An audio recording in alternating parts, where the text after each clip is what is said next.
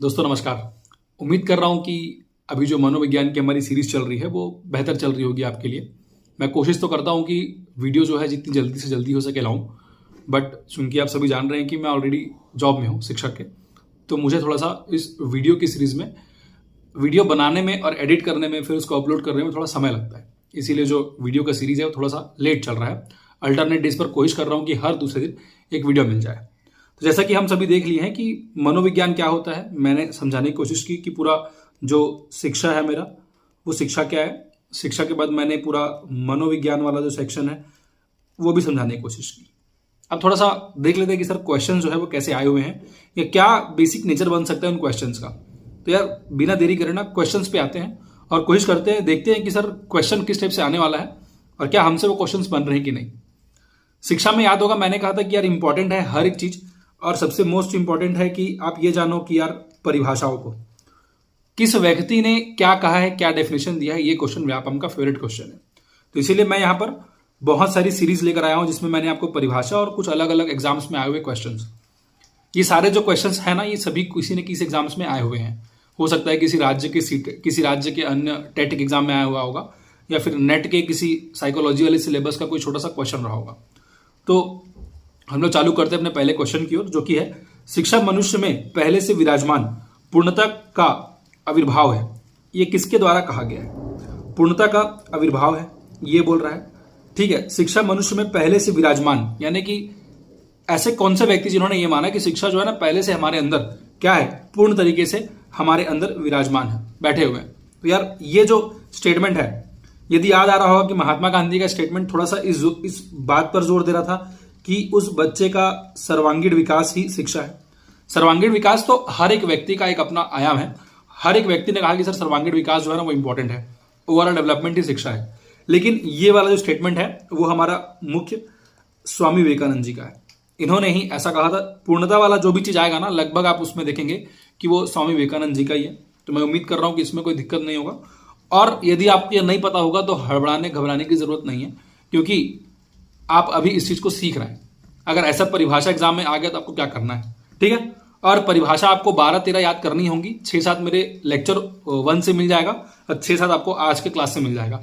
इन 6-7 को आपको याद करना ही है कि सर ये डेफिनेशन जो है ये पर्टिकुलर इस व्यक्ति का है, ठीक है। ये मात्र आपके 1-2 नंबर से नहीं जुड़ा है, आपके पूरे सिलेक्शन की प्रक्रिया से जुड़ा हुआ है। आपका जो चयन है वो इन्हीं 1-2 नंबर से हो सकता है। सेकंड वाले क्वेश्चन पर चलते हैं। किसने कहा था कि शिक्षा वह प्रक्रिया है जो बालक की आंतरिक शक्तियों को बाहतम बनाती है?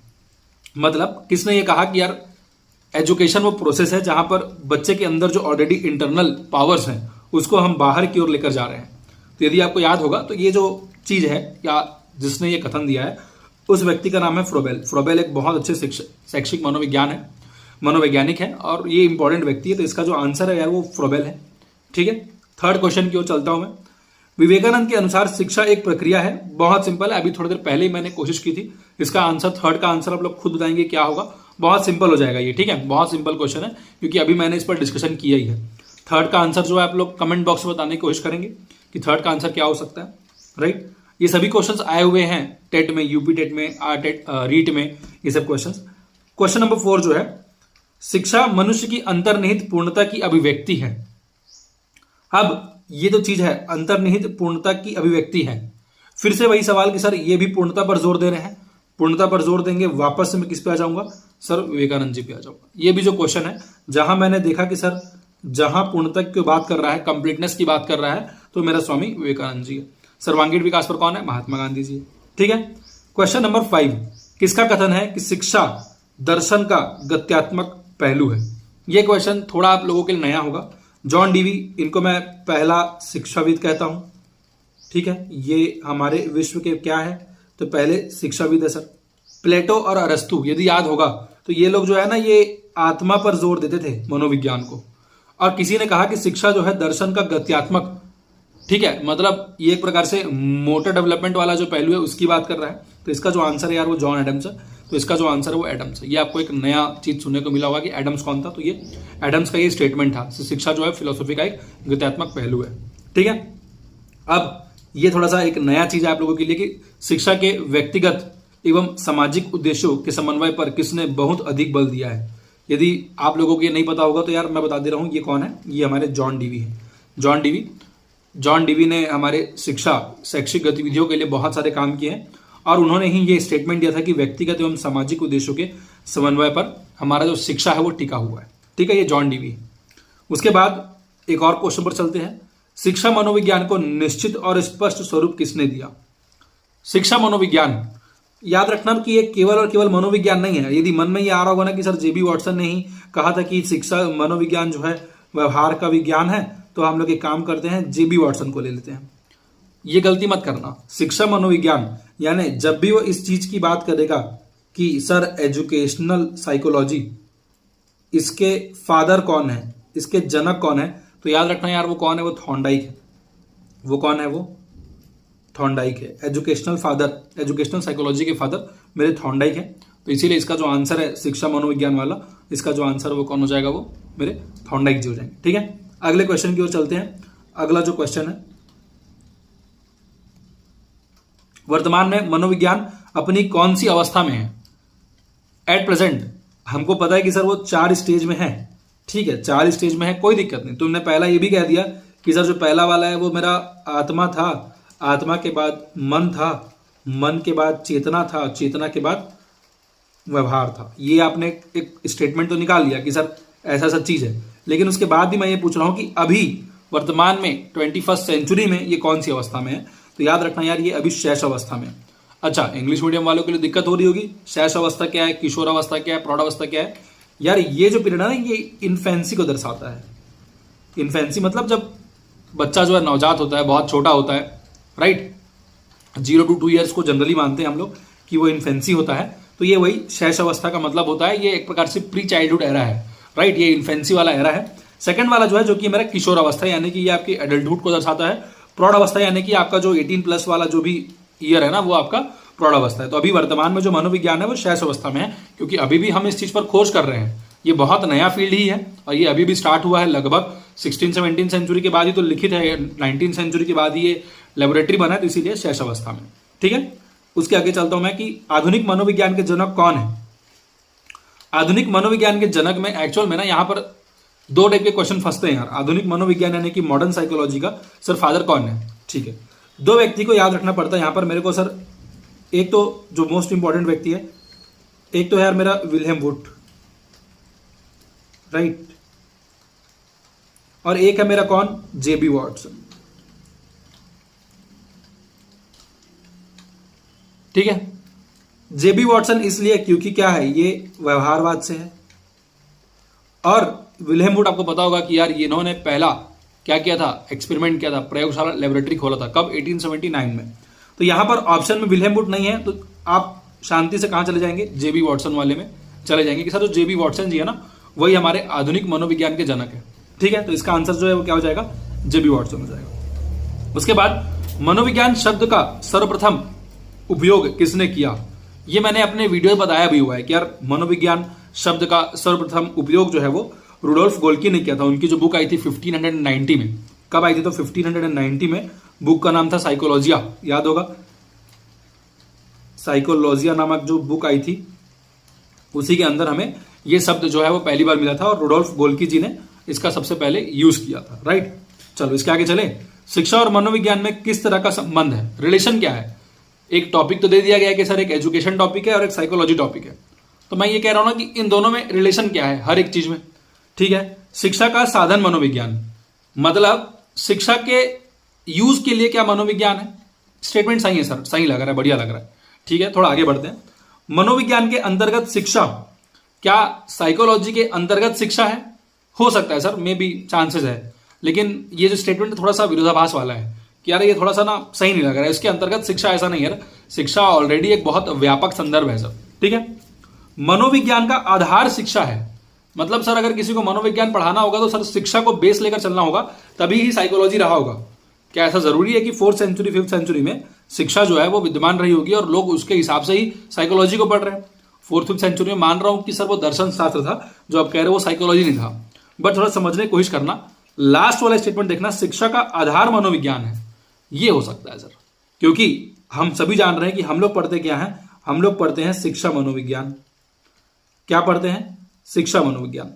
तो इसका मतलब ये एक मान सकते हैं कि सर ये वाला जो है ना ये थोड़ा जम गया था और ना ही ये वाला जम रहा था, क्योंकि जो शिक्षा का आधार मनोविज्ञान, इसका मतलब क्या है कि सर जो मनोविज्ञान है ना वो थोड़ा सा ब्रॉडर कॉन्सेप्ट है, राइट।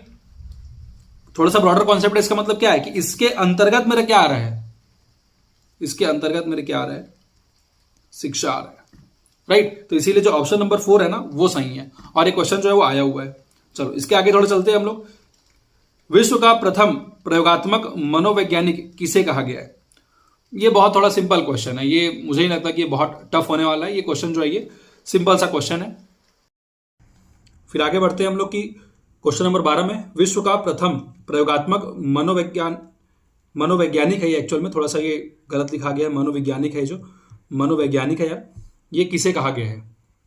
बहुत सिंपल है कि सर जो पहला एक्सपेरिमेंट करेगा वही मेरा पहला प्रयोगात्मक मनोवैज्ञानिक होगा, यानी कि वो कौन से व्यक्ति जिन्होंने पहला एक्सपेरिमेंट किया है। तो आप सभी जान रहे हैं वो कौन है, वो मेरे विलियम वुड है। कहाँ पर किया? तो सर इन्होंने जर्मनी में अपनी लेबोरेटरी बनाई। सर कब बनाई? तो 1879 में। कौन से शहर में? तो मैंने वो भी बताया था कि सर वो लिप्जिंग था। लिप्जिंग में इन्होंने क्या किया था, अपनी लेबोरेटरी की स्थापना की थी। और वहीं पर से हमें पता चला कि sir father of experimental psychologist किसे बोलेंगे हम लोग बोलेंगे भैया विलियम वुड को। इंग्लिश वाले यदि कोई होंगे तो प्लीज समझ जाइए कि यार इन्हीं को मैं father of experimental psychologist, experimental psychology समझ लो, प्रयोगात्मक मनोवैज्ञानिक वही है। ठीक है, अगले क्वेश्चन की ओर चलता हूं जो कि है मनोविज्ञान अचेतन का विज्ञान है, यह कथन किसका है? थोड़ा सेकंड वाले वीडियो, थर्ड वाले वीडियो पे जाओगे ना तो याद आएगा कि मैंने बताया था एक व्यक्ति थे जिन्होंने एक संप्रदाय को जन्म दिया था। उस संप्रदाय का नाम था मेरा मनोविश्लेषणवाद, साइको एनालिसिस। ठीक है, मनोविश्लेषणवाद के अंतर्गत एक व्यक्ति थे, इनका नाम था सिगमंड फ्राइड। सिगमंड फ्राइड ने क्या किया था, तो उन्होंने कहा था कि यार व्यवहार की थोड़ी सी आलोचना की थी कि जो मन का विज्ञान को मनोविज्ञान कह रहे थोड़ा बदलो उसको, क्योंकि यार मन की खुद 3 अवस्था है। एक मेरा चेतन है, एक मेरा क्या है अचेतन है, और एक मेरा अवचेतन है। कॉन्शियस है, अनकॉन्शियस और सबकॉन्शियस माइंड है। अब यहां पर किस पे जोर दे रहा है? अचेतन पर। अगर वो अचेतन पर जोर दे रहा है तो यार ऑप्शन में क्या हो जाएगा? ऑप्शन में भी मेरा सिगमंड फ्राइड हो जाएगा। बहुत सिंपल है, इसमें तो कोई दिक्कत होना ही नहीं चाहिए था। ठीक है, पेस्ट्रोलॉजी कौन थे? तो पेस्ट्रोलॉजी सर ये बाल मनोविज्ञान के बहुत पुराने व्यक्ति, इनका एक्चुअल में रिटर्न थीसिस नहीं है, वरना इनको ही ना मैं फर्स्ट चाइल्ड साइकोलॉजिस्ट बोलूंगा। अच्छा, फादर ऑफ चाइल्ड साइकोलॉजी कौन है? तो फादर ऑफ चाइल्ड साइकोलॉजी मेरे जीन पियाजे। स्टैनले हॉल कौन है? तो सर स्टैनले हॉल जो है ना, इन्होंने एक्चुअल में बाल मनोविज्ञान यानी कि चाइल्ड साइकोलॉजी के लिए बहुत सारे अलग अलग आंदोलन किए थे। तो स्टैनले हॉल जो है ना, ये भी थोड़ा इंपॉर्टेंट व्यक्ति है। इसका आंसर जो है सिगमंड फ्राइड है। ठीक है, थोड़ा आगे चलता हूं कि संरचनावाद संप्रदाय का समर्थन किसने नहीं किया है। ठीक है, क्वेश्चन को थोड़ा गौर से पढ़ेंगे, इसमें लिखा किसने नहीं किया है। तो अगर मुझे ये देखना होगा विलियम जेम्स संरचनावाद स्ट्रक्चर संरचनावाद संप्रदाय किसने किया, तो यार क्या एडलर है, क्या बेडफोर्ड है, क्या टेचनर है, क्या विलियम जेम्स? ऑप्शन क्या होगा? क्वेश्चन नंबर 14 का आंसर क्या होगा? संरचनावाद संप्रदाय का समर्थन किसने नहीं किया। मैं ये उम्मीद कर रहा हूं कि इस क्वेश्चन का आंसर जो है आप लोग कमेंट में बताएंगे। क्वेश्चन नंबर 14 का थोड़ा ट्रिकी क्वेश्चन है, और अगर थोड़ा सही से करोगे ना तो क्वेश्चन का आंसर बहुत सिंपल है, एकदम सिंपल है। ठीक है, क्या वो विलियम जेम्स है, क्या वो एडलर है, क्या वो बेडफोर्ड है, क्या वो टेचनर, कौन है? ठीक है, मेरे वीडियोस देख रहे होंगे तो शायद उसमें आंसर आपको मिल जाएगा। संरचनावाद संप्रदाय में किस विधि का प्रयोग मिलता है? कौन सा वो टेक्निक है जो स्ट्रक्चरलिज्म वाले स्कूल्स ऑफ साइकोलॉजी, जो सेक्ट्स ऑफ साइकोलॉजी है, वो लोग यूज करते हैं? क्या अंतर्दर्शन विधि यानी कि इंट्रोस्पेक्शन मेथड। ठीक है, अपने आप से ये मेडिटेट करके या जो भी करके आप अपने अंदर झांकने की कोशिश करते हैं ना, वही आपकी अंतर्दर्शन विधि है, जहां पर आप अपने व्यवहार का अध्ययन करते हैं। दूसरा है बहिर्दर्शन विधि, यानी कि सामने वाले व्यक्ति के व्यवहारों का अध्ययन करके उसको आप मनोविज्ञान कहते हो। तीसरा है आत्मनिरीक्षण विधि, वो भी वही है, इंट्रोस्पेक्शन वाला मेथड है। दोनों जो है वो सेम चीज है। तो यार इसका जो ऑप्शन है संरचनावाद संप्रदाय, उसका जो आंसर है वो ए और सी दोनों है। संरचनावाद संप्रदाय के जो प्रमुख प्रतिपादक है उसका मैं नाम यहाँ पे नहीं लिख पा रहा हूँ, क्योंकि फिर उसका जो आंसर है ना वो यहाँ पर है, तो इसीलिए इसका जो आंसर है वो नहीं बता रहा हूँ मैं, इसको आप लोग कमेंट बॉक्स में बताएंगे। विश्व की दूसरी मनोवैज्ञानिक, ये मनोवैज्ञानिक है, प्रयोगशाला किसने स्थापित की? पहली तो सबको पता है, विलियम वुड ने की थी। अब ये कहानी है कि दूसरी किसने की। यार विलियम वुड का ही ना दोस्त था, कौन मालूम? ये दूसरा वाला क्वेश्चन थोड़ा इंपॉर्टेंट है। विलियम वुड का ही अच्छा दोस्त था, यदि आपको पता होगा तो। विलियम वुड के अच्छे फ्रेंड थे मेरे विलियम जेम्स, और विलियम जेम्स ने फिर क्या किया था, सेकंड मतलब अमेरिका में इन्होंने क्या किया था, दूसरी प्रयोगशाला लैब बनाई, सेकंड लैब बनाया था विलियम जेम्स ने। ठीक है, क्वेश्चन नंबर 17, संरचनावाद और प्रकारवाद संप्रदाय की अंतर द्वंद्वता के उपरांत कौन सा संप्रदाय अस्तित्व में आया? अच्छा क्वेश्चन है कि सर जब लोग इस चीज में लड़ रहे थे कि यार ये आपका संरचनावाद और दूसरा आपने कहा क्या प्रकारवाद, जब इन दोनों की लड़ाई चल रही थी तो तीसरा कौन सा वो संप्रदाय हुआ जो आया और बोला कि नहीं मेरा वाला जो है ना उसको सुनो वो सही है? बहुत सिंपल आंसर है इसका कि यार जब ये दोनों के बीच में जब द्वंद्व चल रहा था तो एक व्यक्ति थे जिनका नाम था क्या, जेबी वॉटसन। और जेबी वॉटसन जी ने कहा कि मेरा क्या है, व्यवहारवाद। थोड़ा अंतर दीजिएगा कि मैंने कहा थोड़ा बिहेवियर का जो स्टडी है ना, यानी सर जो भी व्यवहार का अध्ययन है वही व्यवहार का अध्ययन मेरा मनोविज्ञान है, तब इनका जाके हमारा संप्रदाय उभर कर आया। ठीक है, क्वेश्चन नंबर 18 पे चलते हैं। किस संप्रदाय में मन की तुलना कंप्यूटर से की गई है? अब ये अच्छा क्वेश्चन है। इन्होंने सीधा सीधा कह दिया कि यार तुम जो कह रहे हो वो तो ठीक है, जो भी तुम्हारी थिंकिंग है, मैं कह रहा हूं कि यार मन की तुलना आप कंप्यूटर से करोगे। किससे करोगे? कंप्यूटर से। तो वो कौन सा संप्रदाय होगा? सीधी सी बात है सर, वो मन की बात कर रहा है। तो मन की बात कौन कर रहा था? सर मन की बात तो यार सेकंड वाला फेज था। सेकंड वाले फेज में तो किसी प्रकार का संप्रदाय का जन्म नहीं हुआ था। तब क्या करोगे? मनोविश्लेषणवाद क्या मन पे जोर देता है? नहीं, वो तो जोर देता है किस पे? अचेतन वाले मन पे। व्यवहारवाद जो है वो तो मन पे बात ही नहीं करता, वो तो व्यवहार पे बात करता है। साहचर्यवाद जो है ये एक प्रकार से ना लोगों के आपसी संबंध, लोगों के आपसी बातचीत, लोगों के आपसी संप्रेषण की बात करता है, कम्युनिकेशन की बात करता है। साहचर्यवाद भी नहीं होगा।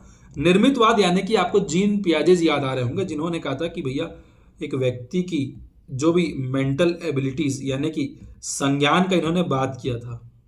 संज्ञान मतलब सोचने समझने की शक्ति, और वो एक्चुअल में कंप्यूटर से की गई है उसकी तुलना, कि हमारी क्षमता है ना ब्रेन की वो इतनी तेज है कि यार वो एक कंप्यूटर, क्योंकि हमने कंप्यूटर को बनाया ऑब्वियसली, तो उसकी जो तुलना वो कंप्यूटर से की गई है। उसका जो आंसर निर्मितवाद है। इसी को संज्ञानात्मकवाद भी कहते हैं, इसी को रचनावाद भी कहते हैं, इसी को संज्ञानात्मकवाद भी कहते हैं। ठीक है, क्वेश्चन नंबर 19 पे चलते हैं। चेतना, व्यवहार और मन पर आधारित प्रथम संप्रदाय। देखो ये चेतना पर भी बोल रहा है, चेतना पर बोल रहा है मतलब ये एक प्रकार से किसका बोल रहा है? तो सर ये थोड़ा सा विलियम वुड वाला बात बोल रहा है और विलियम जेम्स वाला बात भी बोल रहा है। व्यवहार यानी जेबी वॉटसन वाला बात बोल रहा है। मन यानी पोम्पनाजी वाला बात बोल रहा है। ये थोड़ा फंसने वाला बात नहीं हो गया कि यार ये तो सब चीज पर बात कर रहा है? तो याद होगा एक संप्रदाय ऐसा भी आया था जो समग्र पर बात करता था। किस पर? समग्र पर। मतलब कि सर ये सभी प्रकार के जितने भी प्रकार के संप्रदाय आ रहे हैं ना, तो इन सभी प्रकार के जो चेतना है, जो व्यवहार है, मन है, सभी को मिलाकर मैं एक संप्रदाय बनाऊंगा, एज अ होल मानूंगा। पूर्णतावाद भी हम लोग बोल रहे थे उसी को। ठीक है, तो याद होगा तो वो और कोई नहीं मेरा कौन सा था, वो था सर मेरा गेस्टाल्ट थ्योरिस्ट। ठीक है, तो यार अगर गेस्टाल्ट थ्योरिस्ट आपको याद होगा मैक्स वर्दीमर जी का था 1912 में, आई गेस 1912 में। तो यार इसमें ऑप्शन ना प्रकारवाद, निर्मितवाद, व्यवहारवाद कोई नहीं है इनमें से। ऑप्शन जो इनमें से कोई नहीं है, क्योंकि यार यहां पर मैंने गेस्टाल्ट ऑप्शन में दिया ही नहीं था, जानबूझ के नहीं दिया था। ठीक है, इनमें से कौन मनोवैज्ञानिक नहीं है? John Dewey, Pavlov, Watson, Skinner. अधिगम जैसा चैप्टर जब आप पढ़ोगे तो यानी लर्निंग सीखना कैसे होता है, तब उसमें इन सभी व्यक्ति के आपको एक्सपेरिमेंट्स देखने को मिलेंगे। पेवलॉव डेफिनेटली एक शरीर शास्त्री भी थे। इनका कुत्ते की लार की ग्रंथि पे यानी कि जो उनके डाइजेस्टिव ग्लैंड्स होते हैं ना डॉग के, उनके ऊपर एक्सपेरिमेंट रहा है, बट अंत में यही निकाला कि उनके अंदर भी एसोसिएशन कैसे बनता है। ठीक है, तो एक प्रकार से ये उस समय के मनोवैज्ञानिक बन भी गए थे। लेकिन यार जो मेरे जॉन डीवी जी हैं, जॉन डीवी जी एक्चुअल में कोई साइकोलॉजिस्ट नहीं है, ये तो केवल और केवल एक शिक्षाविद है। तो इसीलिए इसका जो आंसर है मेरा कौन है, वो जॉन डीवी, राइट। चलो इसके आगे बढ़ते हैं। अमेरिका के प्रथम मनोवैज्ञानिक किसे माना जाता है? अमेरिका के प्रथम मनोवैज्ञानिक। अब अगर थोड़ा सा मनोवैज्ञानिक वाले दृष्टिकोण से जाओगे ना, तो 3 नाम फटाफट आ जाएंगे इनमें से। एक सर आप ही ने कहा था सर सबसे पहले जब ये चीज चल रहा था, तो सर एक तो मेरे विलियम वुड थे, दूसरा इनके साथ में कौन था? विलियम विलियम जेम्स थे।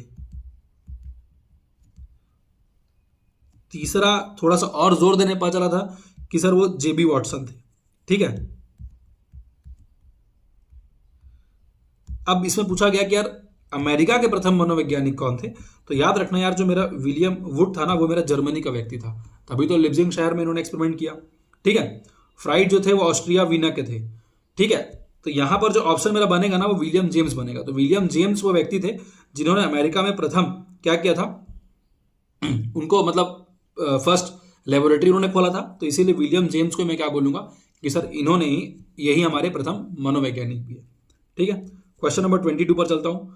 मनोविज्ञान के विकास क्रम के चरण है, ये बहुत इजी क्वेश्चन है, इसको आप लोग खुद बताएंगे कि 3 है, 4 है, 5 है, 8 है। उसके बाद संज्ञानवादी मुख्य रूप से कौन नहीं है। ठीक है, क्वेश्चन में जो क्लिक है ना वो नहीं है, तो ये जो क्वेश्चन है बहुत ईजी है, इसको भी आप लोग बताने की कोशिश करेंगे कि ये कौन हो सकता है। ठीक है, आपको याद होगा इनमें से जो 3 व्यक्ति है ना वो एक ही संप्रदाय से आते हैं। आपने अगर क्वेश्चन देखा होगा तो ये पियाजे है, ये जीन पियाजे, और आपको पता होगा कि इनमें से 3 व्यक्ति इन चारों में वो एक ही संप्रदाय से आते हैं, एक ही स्कूल्स ऑफ साइकोलॉजी से आते हैं। क्वेश्चन नंबर 24, मनोविज्ञान का प्रथम ग्रंथ कब लिखा गया। मैंने कहा था कि सर प्रथम जो ग्रंथ है ना उसको लिखने वाले व्यक्ति का नाम क्या है, रुडोल्फ गोल्की। बुक का नाम था साइकोलॉजिया, और कब लिखा था, तो मैंने कहा सर वो लिखा था 1590 में। ठीक है, 1590 में इन्होंने सबसे पहले क्या किया था, एक बुक लिखी थी जो साइकोलॉजिया नामक थी, वहीं पर से मनोविज्ञान शब्द का भी उदय हुआ था। पोम्पोनाजी ने साइकी शब्द का अर्थ क्या बताया है। यदि वो 4 चरण याद होंगे तो पोम्पोनाजी याद होंगे, पोम्पोनाजी। ठीक है, उन्होंने ये 4 आपको पता है कि ये सर ये 4 स्टेज है साइकोलॉजी के। इस 4 स्टेज में पोम्पोनाजी कहां पर आके रुके थे उसको आपको बताना है कि उनकी मेन आलोचना क्या थी उनके पहले वाले की। और थोड़ा डिटेल देने के लिए बताता हूं कि पोम्पोनाजी थे वो दूसरा चरण, यानी कि जो भी सेकेंड फेस आया था ना उसमें पोम्पोनाजी का नाम याद करते हैं, तो आपको बताना है इन चारों में से दूसरा फेस किसका था। ठीक है, तो आज की जो क्लास है उसको यहीं पर खत्म करते हैं, और अगला जो टॉपिक है बुद्धि, उसको कोशिश करूंगा कि परसों उसकी जो वीडियो आ जाए, और ऐसे ही करके बहुत जल्दी मैं लगभग 2-2.5 हफ्ते में ये पूरा बाल मनोविज्ञान वाला सेक्शन है उसको मैं कंप्लीट करा दूंगा। ठीक है, ओके फिर।